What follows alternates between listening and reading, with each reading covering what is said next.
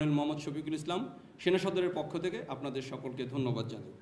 আমাদের আজকের প্রেস ব্রিফিংয়ের উদ্দেশ্য দেশের আইন শৃঙ্খলা ও সমসাময়িক সময়ে সেনাবাহিনীর বিভিন্ন আভিযানিক কর্মকাণ্ড সম্পর্কে আপনাদেরকে সম্যক ধারণা প্রদান করা। চিহ্নিত সন্ত্রাসী গ্রেপ্তার ও অস্ত্র গোলাবারুদ উদ্ধার অভিযানে গত 2 সপ্তাহে সেনাবাহিনী মোট 26টি অবৈধ অস্ত্র ও 100 রাউন্ড গোলাবারুদ এবং আগস্ট হতে এ পর্যন্ত সর্বমোট 9,692টি অবৈধ অস্ত্র ও 2,86,854 রাউন্ড গোলাবারুদ উদ্ধার করেছে। এছাড়াও বিভিন্ন ধরনের অপরাধের সাথে সম্পৃক্ত 562 জনকে এবং এ পর্যন্ত সর্বমোট 15,646 জনকে সেনাবাহিনী গ্রেপ্তার করেছে, যাদের মধ্যে কিশোর গ্যাং, তালিকাভুক্ত অপরাধী, ডাকাতসহ অন্যান্য অপরাধী উল্লেখযোগ্য। সেনাবাহিনী গত 21শে জুন খুলনা জেলার তালিকাভুক্ত সন্ত্রাসী বুলবুলকে তার 4 জন সহযোগী সহ গ্রেপ্তার করে। উক্ত অভিযানে একটি অত্যাধুনিক বিদেশি পিস্তল, একটি দেশীয় পিস্তল, একটি শর্টগান এবং 2 রাউন্ড অ্যামিউনিশন উদ্ধার করা হয়। উল্লেখ্য যে সন্ত্রাসী বুলবুল গ্রুপ নামে একটি সন্ত্রাসী গ্রুপের নেতা। গত 29-30 জুন মীর হাজারিবাগ আলামিন সন্ত্রাসী গ্রুপের 2 জন সক্রিয় সদস্য আনিস ও হাসানকে গ্রেপ্তার করা হয়। উক্ত অভিযানে 3টি বিদেশি পিস্তল, একটি বিদেশি রিভলভার, 3টি ম্যাগাজিন ও 11 রাউন্ড গোলাবারুদ উদ্ধার করা হয়। মাদকের বিরুদ্ধে অভিযানে গত সপ্তাহে 45 জন মাদক ব্যবসায়ী এবং আগস্ট হতে এ পর্যন্ত মাদকের সাথে সংশ্লিষ্ট 5,521 জনকে সেনাবাহিনী গ্রেপ্তার করেছে। গত 2 সপ্তাহে সেনাবাহিনী মাদকের বিরুদ্ধে দেশের বিভিন্ন স্থানে সফল অভিযান পরিচালনা করে। এছাড়াও গত 17 জুন টঙ্গী মাজার বস্তি এলাকায় একটি বিশেষ অভিযান পরিচালনা করে মাদক ব্যবসা ও ছিনতাইয়ের সাথে জড়িত 24 জন ও গত 26শে জুন সোহরাওয়ার্দী উদ্যানে অভিযান পরিচালনা করে 40 জনকে গ্রেপ্তার করা হয়েছে। মাদকের বিরুদ্ধে বাংলাদেশ সেনাবাহিনীর এরূপ অভিযান চলমান থাকবে। চোরাচালান প্রতিরোধে বাংলাদেশ সেনাবাহিনী অভিযানের অংশ হিসেবে গত 17 জুন সুনামগঞ্জ জেলায় বড় পরিমাণে গলদা চিংড়ি উদ্ধার করা হয় এবং 2 জন চোরাবাড়িকে গ্রেপ্তার করা হয়।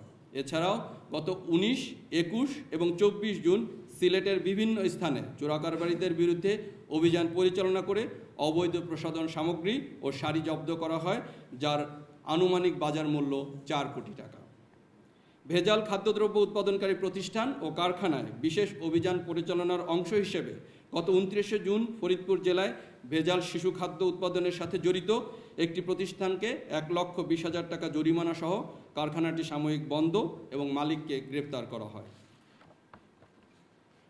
গত 22শে মে স্থানীয় মাছের ঘেরের আধিপত্য বিস্তারকে কেন্দ্র করে অভয়নগরে কিছু সংখ্যক বাড়িতে স্থানীয়রা আগুন ধরিয়ে দেয়। পরবর্তীতে বাংলাদেশ সেনাবাহিনী নিজস্ব তহবিল হতে বাড়িসমূহ পুনর্নির্মাণ করে দেয়। এতে স্থানীয় বাসিন্দারা বাংলাদেশ সেনাবাহিনীর প্রতি অশেষ কৃতজ্ঞতা প্রকাশ করে। গত 22শে জুন উত্তরায় নিজ বাসভবনে সাবেক প্রধান নির্বাচন কমিশনার জনাব AKM নুরুল হুদা মব ভায়োলেন্সের শিকার হন। এ প্রেক্ষিতে 22শে জুন তারিখে ঘটনার পর সেনাবাহিনী মব ভায়োলেন্সের ঘটনার সাথে সম্পৃক্ত ব্যক্তিদেরকে গ্রেপ্তারের চেষ্টা শুরু করে।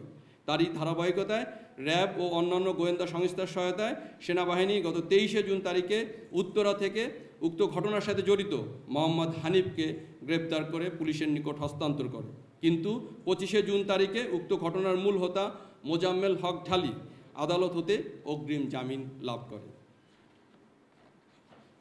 গত 26শে জুন কুমিল্লার মুরাদনগরের একটি গ্রামে সংঘটিত নারী নির্যাতন ও বর্বরতার ভিডিও ছড়িয়ে পড়ার পর বাংলাদেশ সেনাবাহিনী অবিলম্বে স্থানীয় প্রশাসন ও পুলিশের সঙ্গে পরিস্থিতি নিয়ন্ত্রণে কাজ করেছে। মূল আসামি ফজর আলী সহ আরও 4 জন ভিডিও ধারণকারীদের গ্রেপ্তার করা হয়েছে। সেনাবাহিনী ভুক্তভোগী পরিবারের সুরক্ষা ও সামাজিক মর্যাদা রক্ষায় পূর্ণ সহযোগিতা করছে। জুলাই অভ্যুত্থানে আহতদের সুচিকিৎসা প্রদানে সেনাবাহিনী অদ্যাবধি 4,790 জনকে দেশের বিভিন্ন CMH-এ চিকিৎসার ব্যবস্থা করেছে, যার মধ্যে এখনও 22 জন ঢাকা CMH-এ চিকিৎসাধীন রয়েছে।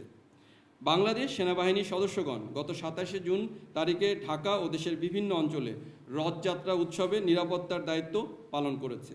সেনাবাহিনী দেশে সাম্প্রদায়িক সম্প্রীতি বজায় রাখা সহ বিদেশি কূটনৈতিক ব্যক্তি ও দূতাবাসগুলোর সামগ্রিক নিরাপত্তা নিশ্চিতের কাজে নিয়োজিত রয়েছে। গত 2 সপ্তাহে পার্বত্য চট্টগ্রামে সেনাবাহিনী কর্তৃক অভিযান পরিচালনা করে 13টি আগ্নেয়াস্ত্র উদ্ধার করে, 23 জন সন্ত্রাসীকে গ্রেপ্তার করে এবং একটি ইউপিডিএফের ক্যাম্প ধ্বংস করে।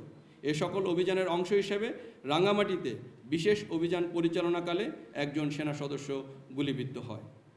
সেনাবাহিনীর অভিযানের ফলশ্রুতিতে বর্তমানে পরিস্থিতি উন্নতি হওয়ায় কেএনএফের ভয়ে বসতবাড়ি হতে পালিয়ে যাওয়া বান্দরবনের 138 জন বম উপজাতি পুনরায় তাদের বসতভিটায় ফেরত এসেছে এবং সেনাবাহিনী তাদের সর্বাত্মক সহায়তা করছে।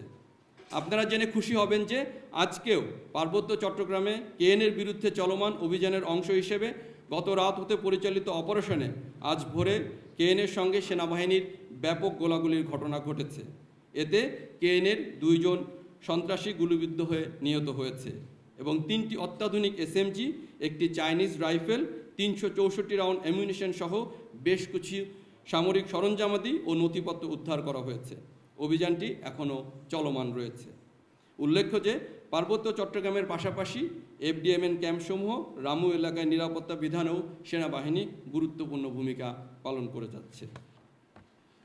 উপস্থিত প্রিন্ট ও ইলেকট্রনিক মিডিয়া সাংবাদিকবৃন্দ, দেশের বিরাজমান পরিস্থিতিতে বাংলাদেশ সেনাবাহিনী দেশের সার্বভৌমত্ব রক্ষা, দেশের জনগণের জানমাল এবং রাষ্ট্রীয় গুরুত্বপূর্ণ সম্পদ ও স্থাপনার নিরাপত্তা প্রদান সহ সার্বিক পরিস্থিতি স্থিতিশীল রাখতে নিরলসভাবে কাজ করে যাচ্ছে।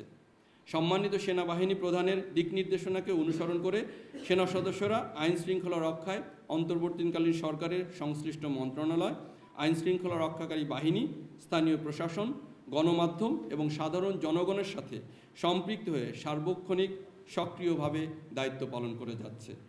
ভবিষ্যতের দিনগুলোতে জানমালের ক্ষতি সাধন, মব ভায়োলেন্স এবং জনদুর্ভোগ সৃষ্টি করতে পারে এমন কর্মকাণ্ডের বিরুদ্ধে সেনাবাহিনী কঠোর পদক্ষেপ গ্রহণ করবে। সাধারণ জনগণের নিরাপত্তা ও দুর্ভোগ লাঘবে সেনাবাহিনী সর্বদা প্রতিশ্রুতিবদ্ধ।